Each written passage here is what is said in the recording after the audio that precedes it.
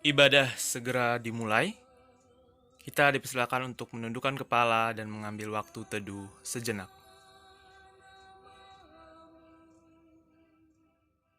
Amin.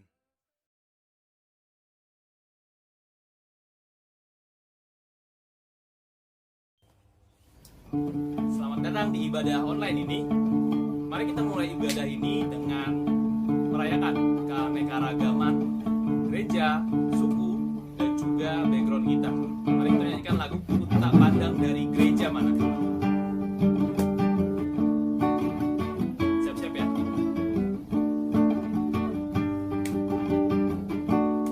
Nyanyi dengan semangat. Ku tak pandang dari gereja mana. Ku tak pandang dari gereja mana, asal kau berdiri bagi firman-Nya. Bila hatimu seperti hatiku, kaulah saudara dan saudariku. Ku tak pandang dari suku mana, asal kau cintai baca firman-Nya. Bila hatimu seperti hatiku, kaulah saudara dan saudariku. Dalam Yesus kita bersaudara. Dalam Yesus kita bersaudara. Dalam Yesus kita bersaudara. Dalam Yesus kita bersaudara. Cinta keluarga Allah, cinta keluarga Allah. Ini kita nyanyikan lebih semangat lagi ya. Kita mulai dengan "Ku tak pandang dari background mana".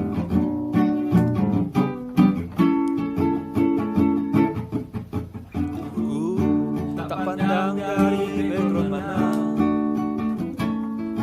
asal kau berdiri bagi firman-Nya. Bila hatimu seperti hatiku,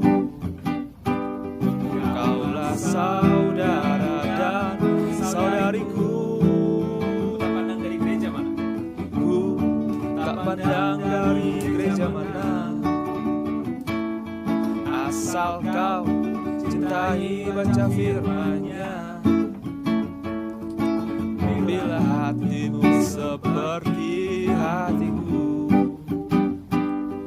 kaulah saudara dan saudariku. Dalam Yesus kita bersaudara. Dalam Yesus kita bersaudara. Dalam Yesus kita bersaudara. Dalam Yesus kita bersaudara. Cinta keluarga Allah, cinta keluarga Allah.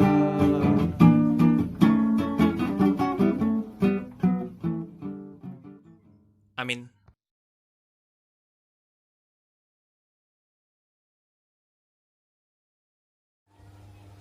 Mari di dalam ibadah ini kita mengakui dosa kita terlebih dahulu, agar kiranya kita boleh layak di hadapan Allah.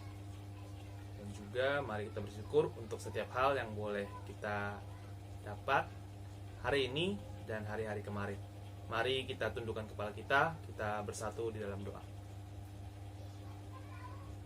Ya Allah Bapa kami, terima kasih Tuhan untuk berkat yang boleh Kau berikan. Ampuni kami ya Allah jika kami Tuhan melakukan sesuatu yang mendukakan hati-Mu ya Allah.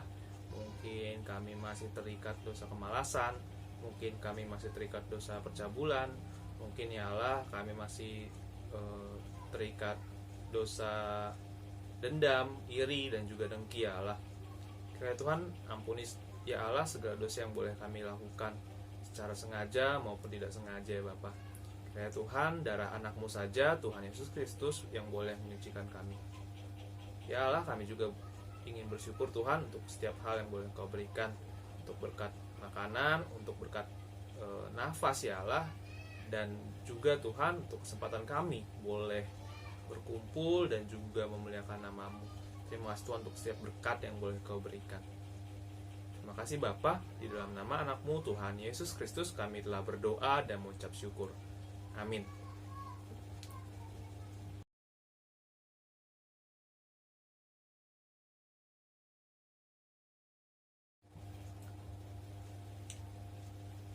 Untuk meresponi pengampunan yang boleh diberikan, mari kita nyanyikan sebuah lagu Tuhan Gembala Kami, tapi baiknya yang ketiga, yaitu dengan kata-kata janji-Mu Kau terima kami. Mari kita nyanyikan lagu ini sebagai bentuk ucapan syukur kita untuk pengampunan yang boleh diberikan dan juga sebagai bentuk pujian kita kepada Allah. Mari bersama-sama kita nyanyikan lagu ini, Janji-Mu Kau terima kami.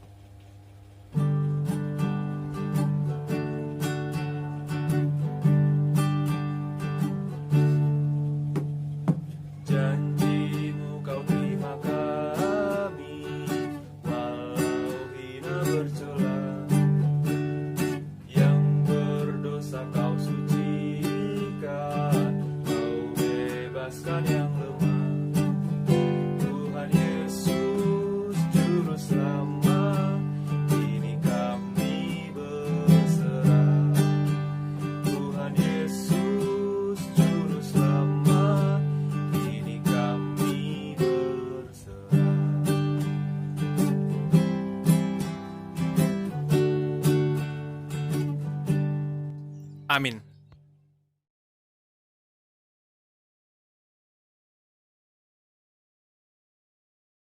Halo, nama saya Redi. Sebelum kita mendengarkan firman, mari kita nyanyikan lagu Kusiapkan Hatiku Tuhan.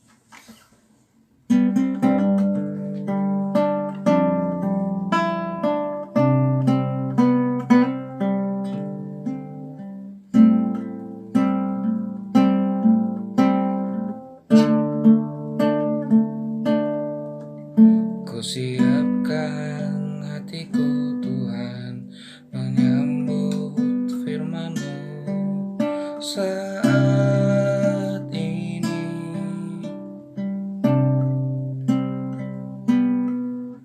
Aku sujud menyembah Engkau dalam hadirat-Mu saat ini.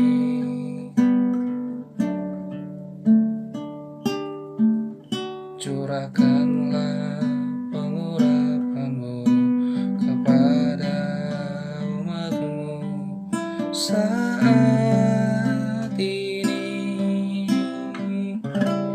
Ku siapkan hatiku Tuhan, mendengar firman-Mu.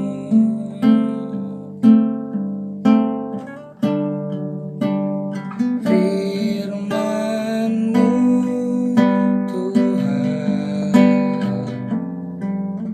tiada berubah.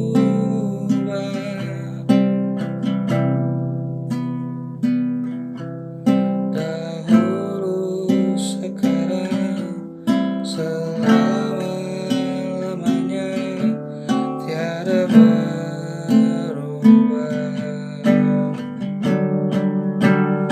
Firman-Mu Tuhan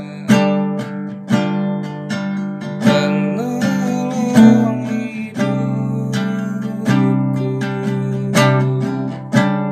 Ku siapkan hatiku Tuhan, mendengar firman-Mu. Ku siapkan hatiku Tuhan, mendengar firman-Mu.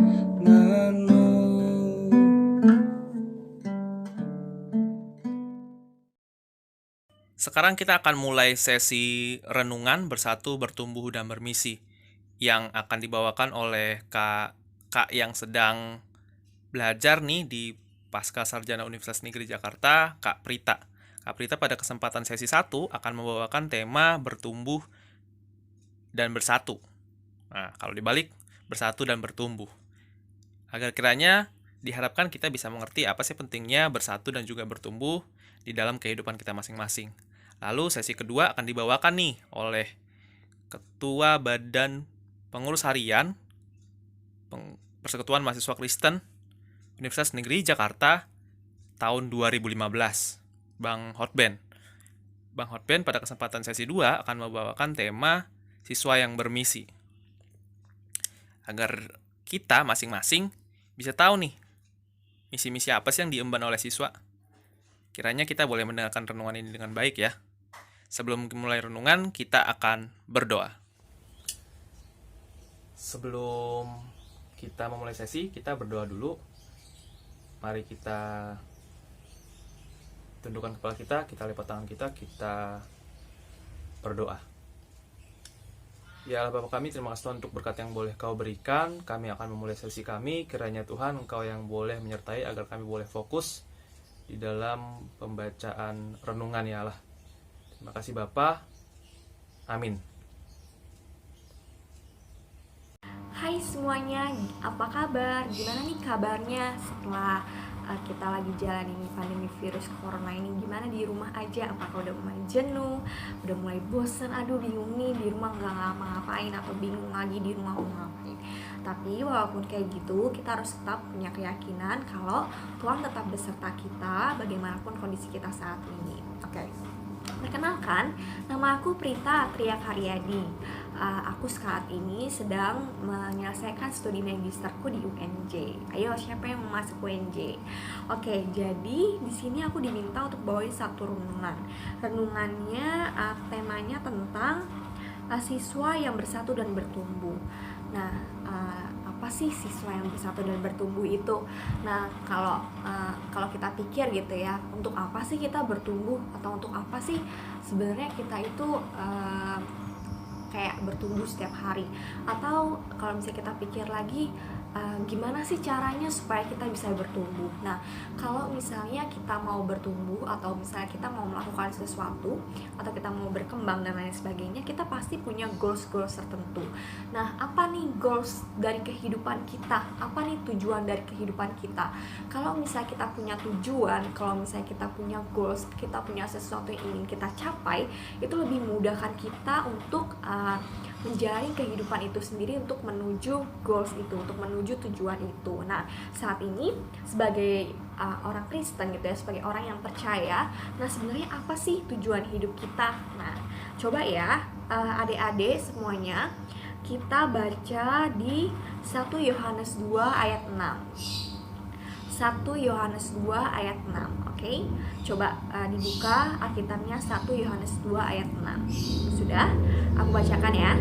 Barang siapa mengatakan bahwa ia ada di dalam dia wajib hidup sama seperti Kristus telah hidup. Nah, jadi tujuan hidup kita itu adalah menjadi sama seperti Kristus, menjadi serupa seperti Kristus. Nah, itu goals terbesar kita, itu tujuan hidup terbesar kita, menjadi serupa seperti Kristus, untuk melakukan kehendaknya, untuk menyenangkan Tuhan dan lain sebagainya. Mungkin teman-teman baru pertama kali mendengar ini, atau mungkin udah sering mendengar, oh iya kita harus serupa seperti Tuhan Yesus, oh iya kita harus menyenangkan Tuhan dan lain sebagainya. Nah, jadi kalau misalnya kita sudah punya tujuan tersebut ya, misalnya kita punya tujuannya tadi, kita mau menjadi serupa seperti Kristus. Nah, dengan seperti itu, dengan kita punya tujuan itu memudahkan kita untuk menjalani kehidupan. Bagaimana kita menjalani kehidupan itu supaya kita dapat pada goalsnya itu, untuk menjadi serupa seperti Kristus. Nah, itu dengan cara itu tadi, bertumbuh. Nah, bagaimana caranya supaya kita bertumbuh? Ada beberapa macam cara supaya kita bertumbuh sehingga kita bisa mencapai goals kita itu. Yang pertama, kita punya pergaulan yang baik. Nah, pergaulan yang baik itu seperti apa? Pergaulan yang baik itu bagaimana? Pergaulan yang baik itu apakah harus sama orang yang baik-baik aja kah? Atau seperti apa? Nah, coba kita baca di 1 Korintus 15 ayat 33. Oke, dibuka Alkitabnya, 1 Korintus 15 ayat 33. Sudah? Oke, aku bacakan ya. 1 Korintus 15 ayat 33.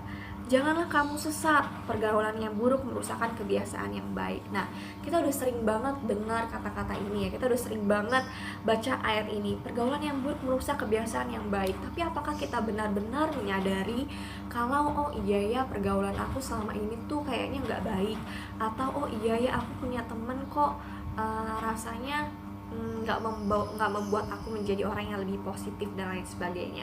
Nah, kita harus perlu menyadari bahwa pergaulan yang buruk itu merusak kebiasaan-kebiasaan yang baik.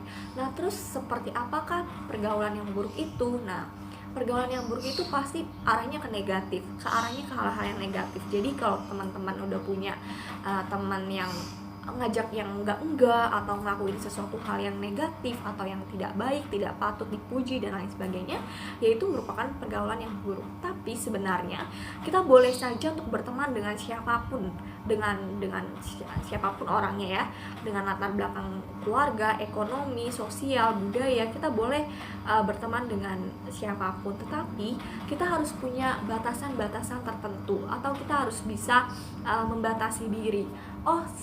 Aku berteman dengan si A, tapi si A suka membawa pengaruh negatif buat aku.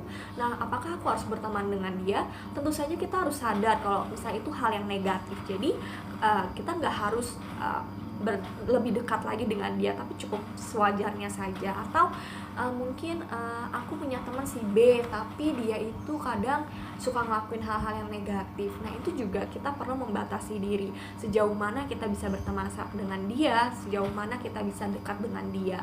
Jadi sebenarnya berteman dengan siapapun tuh boleh, tetapi kita harus tahu batas wajar berteman kita tuh seperti apa. Nah, terus kalau misalnya tadi kita bicara tentang pergaulan yang buruk. Nah, sekarang pergaulan yang baik itu seperti apa? Apakah pergaulan yang baik itu orang yang harus rajin ke gereja? Apakah pergaulan yang baik itu orang yang selalu omongannya itu ayat Alkitab, yang keluar tuh ayat Alkitab terus, atau seperti apa? Nah, sebenarnya orang-orang yang sering ke gereja atau orang-orang yang sering baca Alkitab dan lain sebagainya belum tentu memaknai Kristus dalam dirinya dia. Jadi sebenarnya orang-orang yang seperti itu juga belum tentu orang yang benar gitu. Dan tapi juga banyak orang yang dengan dia ke gereja terus, dengan dia baca Alkitab, itu menjadi orang yang baik.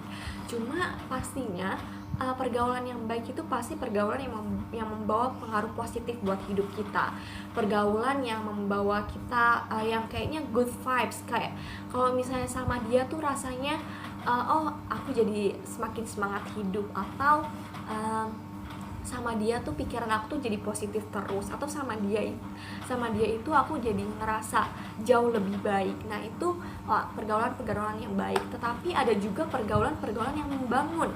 Nah, yang membangun itu seperti apa? Misal kalau misalnya kita punya kesalahan, nah orang yang pergaulan yang baik atau teman yang baik pasti gak mengiyakan kesalahan kita, tetapi dia justru malah mengoreksi kita. Oh, sebenarnya itu hal yang tidak baik loh. Nah, kamu sebaiknya gini. Orang yang seperti itu yang membuat kita bertumbuh, atau orang yang membangun kita. Nah, jadi kita harus lihat lagi nih lebih dalam pertemanan kita, pergaulan kita. Apakah orang-orang itu bisa mengoreksi kita, bisa memberitahu kita kalau kita salah, bisa memperingati kita atau tidak gitu. Nah, selain pergaulan yang baik, selain pertemanan dan pergaulan yang baik, apa sih yang membuat kita itu bisa bertumbuh? Tentu saja dari apa yang kita konsumsi sehari-hari. Nah, konsumsi sehari-hari, apa tuh yang konsumsi sehari-hari? Apakah makanan kah? Apakah minuman kah?